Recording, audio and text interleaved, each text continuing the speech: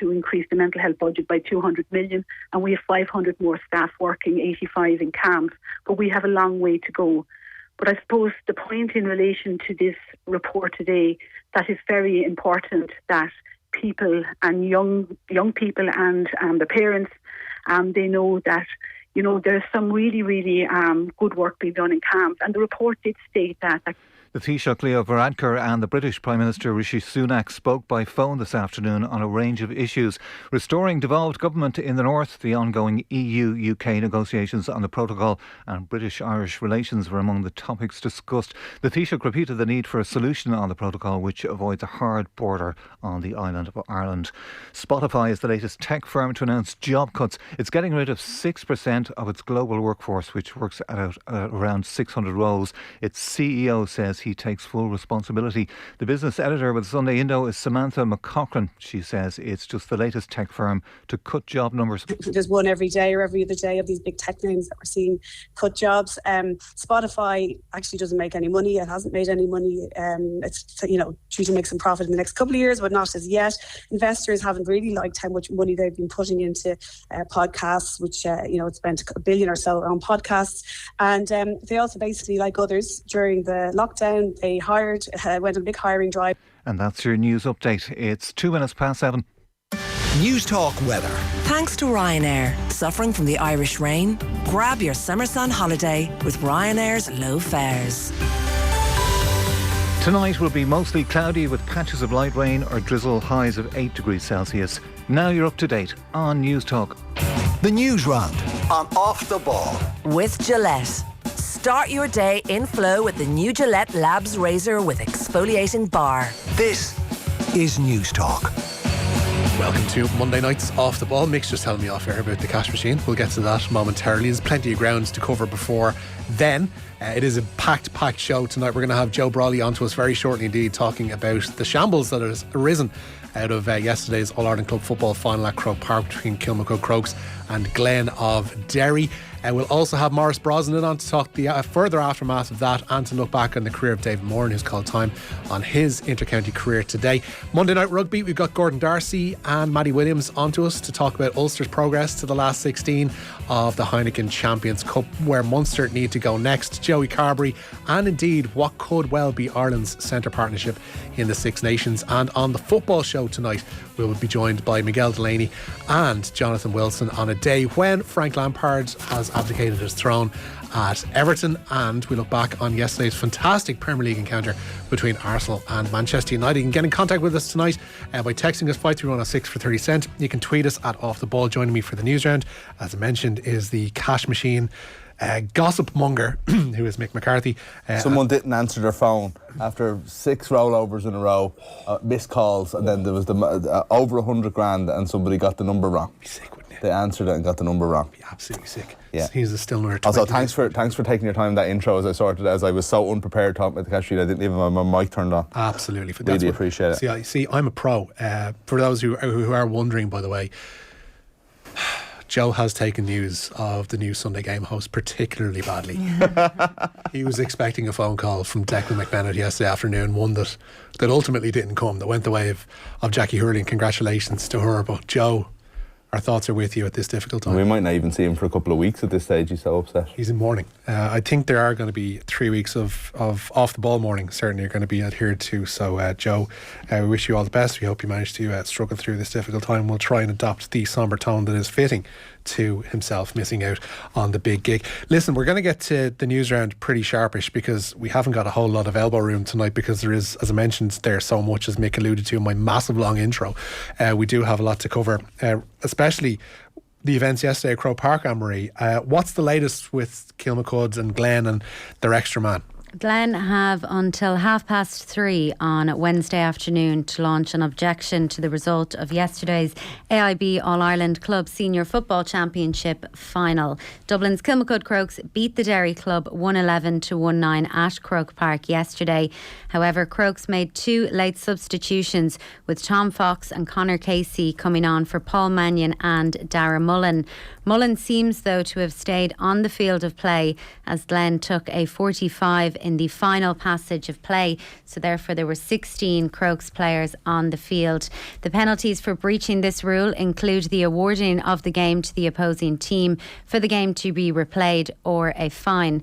The GAA, though, has left it up to Glen to decide if they want to raise an objection rather than make the decision themselves. Glen manager Malachy O'Rourke initially said yesterday that they would not be appealing, but it's believed they sought clarification on the matter from the GAA this morning.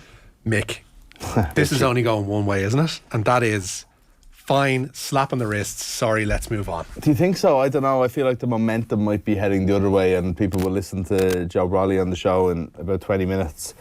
And I find it hard to listen. I was listening to that when you were talking to him earlier, just thinking, I don't know how you can argue against this. I just don't know how. If more and more people start talking about this, the day goes on, it's one of those things that feels complicated, but is actually really black and white. It's kind of straightforward. Seems to be. You had a man on the line who wasn't supposed to be on the pitch. It wasn't Paul Mannion, the 17th man standing on the sideline, kind of not involved, not interfering, shouting at the free taker. But other than that, he could have done that from the bench. Neither here nor there. You know, it wasn't that. This was an extra man who was taken up, you know, who freed up somebody to take up a man who, you know, was taking up room on the line when a goal was needed. I think this is straightforward. You broke the rules of play in a really, really straightforward way, and there has to be, I think, a replay. It's odd that the GAA have left this in the hands of Glen to go and sort out for themselves. I think that's where the issue lies here for me. It's not that a rule has been broken and there may or may not action be taken on this. It's that the GAA haven't grabbed this by the scruff of the neck and said, right, there's clearly an issue here, let's speak to the referee, let's speak to both teams, let's get their views and make a decision ourselves. It's like, oh sure, we'll see what that lot say, and then we'll move on from there. That's odd. Yeah, it's really bad that the GAA haven't come out and taken responsibility for this, because it has to be said, like, okay, you'd have a degree of sympathy for the officials yesterday, because we all know in those kind of last moments of a final, if something is on the line, it can kind of have a kind of an insane atmosphere. And we've all been on sidelines where things go out the window and it's a bit of a free-for-all. But it's up to the officials. They're in charge of proceedings. And this isn't a small scale game down the back of the country. Like, this is an All-Ireland final at Croke Park. It has to be better than this, and this comes a week after a captain calls out poor officiating in a speech following an All-Ireland final as well. Like, it's just really disappointing. And like, when a substitution is made, a slip has to be filled out and signed by the team making the substitution. That's given to an official. Either that's the linesman or the referee, but that is given to the official. So it's up to them to lay down the rules of the game. I don't think it's fair to say that Kilmacud cheated. I think that the officials is what's let everyone down here, and the referee is the only person in the stadium who has the power to stop the game. It should have been done, and it's just really poor from the GAA to put it back into Glen's court then as well. The idea that if they do seek a replay now, they'll be seen as sore losers, and I don't think it is as black and white as well as just play a replay, because is there really integrity in a replay? Like, when do you play it logistically? The inter-county season starts on Saturday.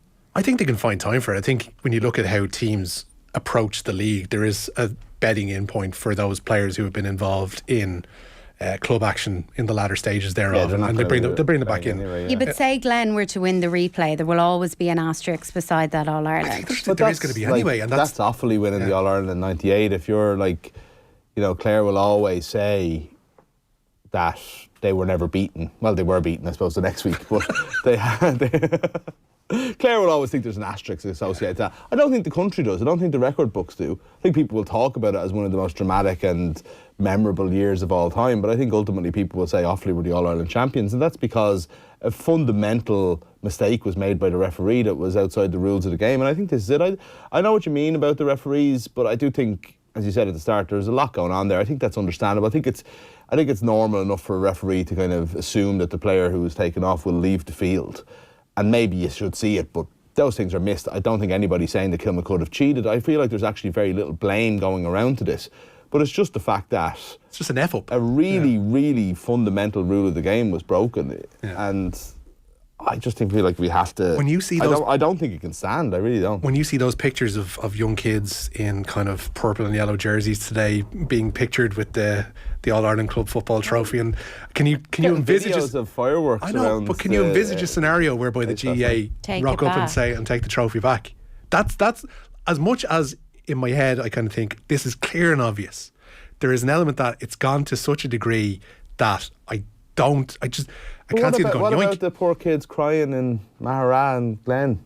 And you know, their team was robbed of an All Ireland. You know, there's like, what about those kids? How come they're not more as important as the leafy South Is Dublin it fair to suburb say, kids? though, that Glen were robbed? Is it fair to say Glen were robbed of an All Ireland? I think that's dramatic. Yeah, because ultimately there was a they missed their mistake choice, made in the officiating at the very end of the game. It's a mistake made. Well, the Kilmacud are responsible for the mistake as well. Like, I mean, their player didn't leave the field having been substituted. Does there need to be more? You know, like, it wasn't like they were kind of innocent bystanders, and I don't think they cheated or did anything purposely, but they made that mistake. The last thing the GAA ever wants is to be compared to soccer, but does there need to be more of, and this has been coming to a degree, because substitutions are such a coming off and coming on. Does there need to be actually a bit of formality around it introduced, as opposed to Asher will send someone on and someone will eventually toddle away off?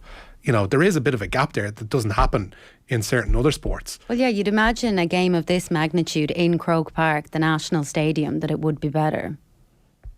But it wasn't. Yeah, so 3:30 tomorrow, essentially, is what the 3:30 on deadline. Wednesday. I thought that was when the replay was going to be there for a second. Yes. You know, this is normally the time when you hear the Thurles has been booked for Saturday evening. When would the replay be played? That's the question. The middle of the league. And that pitch needs a break, by the way, as well. It does, doesn't it? That yesterday, that's the worst I've ever seen Croke Park in. And it's good that so many club games have been played there, actually. 20 club games, I think somebody said yesterday. It's been brilliant, actually, that they've been there all winter, but and the ground has been used for its purpose, which is great, but I think the fact that pitch is normally pristine. Yeah, it usually has a resting period that I don't think it got because the Garrett gigs were so late in the day. We have to move on. We will get to that Glen issue, and we're going to be speaking to Joe Brawley about that very shortly. Indeed, we're going to be speaking to Maurice Brosnan about it as well too. But there was a less controversial final, I guess you'd say, yesterday, Emery. Yeah, Ballyhale Shamrocks won the hurling final yesterday. The Kilkenny club beat Dunloy of Antrim 122-115, also at Croke Park. Owen Cody with the goal there as they won their 9th All-Ireland title, and that was their 3rd in 5 years. Speaking to Aisling O'Reilly after the game, that hunger for continued success was one area that manager Pat Hoban touched upon. Obviously, to be involved with that team, to be here on a day like this to win an All-Ireland is dream come true stuff. Like, to be fair, and you know, for a club, anybody who knows the place, like, it's literally made up of a handful of families. You know, it's an incredible achievement how they keep producing players, and how this particular group keep coming back. You know, the appetite to keep winning, that desire is just unbelievable. And coming here today, a lot of people would have said that Dunloy, they didn't have a chance coming up against Ballyhale Shamrocks, but that wasn't the case out there. Dunloy really held their own right until the bitter end. Yeah, like, we didn't believe that, to be absolutely honest, and I mean that with utmost respect to Dunloy. As I said, we'd spoke to Thomas's and got their views, and they knew exactly what they faced. We'd seen them beat Lochneil. You know, you don't do that easily. So they were well set up, really good hurler, really good standard of player, pace, and tactically very well set up. So we knew what was coming, and it took us a long time to get to grips with it. And of course, the Newsround brought to you with Gillette Labs for an effortless finish to your day. A few texts in on 43106, naturally enough, on the situation involving Kilmacud and Glen yesterday. One which I'd completely forgotten about until now. Meath v Antrim 2016, Christy Ring. Meath got the cup, celebrated for 2 full days before the replay was ordered, played the replay 3 weeks later. There is a precedent for this. GA need to call this, says Jack in Cork. Glen put in a horrible position, though, through no fault of their own. Keep those texts coming, 53106. Maurice Brosnan and Joe Brawley on that very shortly indeed. But the big football news out of England today, Anne-Marie, Frank Lampard is no longer the Everton manager. How have we got this long without talking about Frank Lampard? Unbelievable. Unbelievable. But here we are. Frank is in the dole queue tomorrow morning, Anne-Marie. Yeah, Everton sacked Lampard today after just under a year in charge of the club. Saturday's Premier League loss to West Ham left them 19th in the table, only above Southampton on goal difference. They've only enjoyed 3 league wins so far this season. The last of them came in October. The club is now looking for its 6th permanent manager in 5 years. Some of the names being mentioned in relation to the job are Sean Dyche, Marcelo Bielsa, David Moyes, Duncan Ferguson and Wayne Rooney. All over the map in terms of those potential appointees. Just give it to Duncan. They've been just going around the drains with him for a few years. He at this did stage. okay when he came in as caretaker. I would like to point out, builds them up for we do mention this with Miguel and with Jonathan Wilson later on the football show. Everton still haven't announced this officially. Oh, sorry. Yeah, we've been waiting all day for a statement, but it hasn't came. But Sky have had it since 3 o'clock, so I presume it's genuine. Someone sent me a screen grab of Sky at one stage, and they were like, they're actually being a bit ambiguous. And it was like Sky Sports News. It was on the right panel, Lampard sack or Everton sack Frank Lampard, and then on 2 different what do you call those things that go? Chirons, exactly. It was said Everton sack Frank Lampard, and then under the person who was speaking, who I think was Kevin Campbell, Everton sack. So it's literally 4 times on the screen at one time it was said that. So if they're wrong about this because Everton haven't announced it, then my God, they've gone all in. Look at their manager history though in the last few years. You look at the likes of Carlo Ancelotti, now the unimpeachable head coach of the European champions, Marco Silva on the up with Fulham, Roberto Martinez, who's jumped from a mediocre performance with Belgium to getting the Portugal job, and you've also got Ronald Koeman, who's now in charge of the Dutch. There's one thing certain here: Frank's landing on his feet. Absolutely. You think so? Yeah, I don't know. Like, he could be. He's failed now in 2 jobs in a row, and he's going to point towards mitigating circumstances here for sure. I'll miss a club in the Premier League or in English football even not having the words Frank Lampard attached to their official name. We've gone from Frank Lampard's Derby County to Frank Lampard's Chelsea to Frank Lampard's Everton, and it's just going to be tough just calling them by Frank Lampard's United States men's national team. There you go. You said that earlier, yeah. I was interesting angle. Racking my brain. He already has previous in America. Yeah. The US managerial situation is a bit rocky, to say the least, at the minute.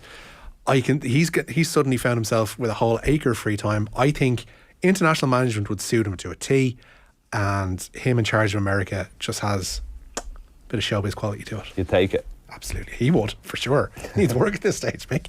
There you go, that's Frank. We'll have Miguel Delaney on Everton, Jonathan Wilson on Everton. That's all to come on the football show, naturally enough. 9 o'clock tonight. But we do have live football as well, Anne-Marie, tonight, albeit a little bit delayed, it seems. Yeah, 1 game in the Premier League tonight. In form, Fulham host Tottenham. Kick-off at Craven Cottage. Slightly delayed there to 8:15 due to transport issues in West London. A win for the hosts would see them go 5th in the table and actually leapfrog tonight's opponents. Matt Doherty starts there on the Spurs bench. Bench. You teased us there with the start. I was thinking, how is he back in the team? What did you think of the match yesterday? Very good.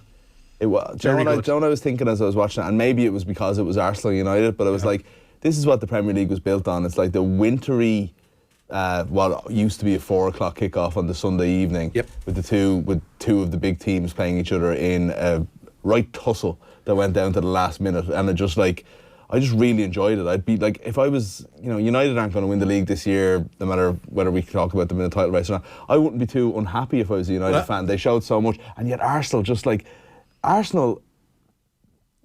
I know they've had 50 points in half a season, and that's incredible in itself. But the fact is, they keep responding to adversity so well, and it's like, where does this come from? This team has no experience of that. Yeah. You know what I mean? Whatever about them showing a bit of quality and winning games early in the season and going on a run.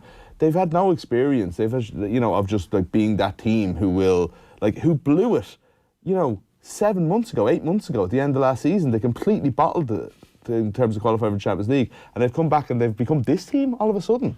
It's kind of amazing. It is class, and they do have a very solid back four. Their defensive partnership never change that team, do they? Saliba is a revelation, and obviously they've managed how they would bring him back into the team after being on loan a couple of times in France.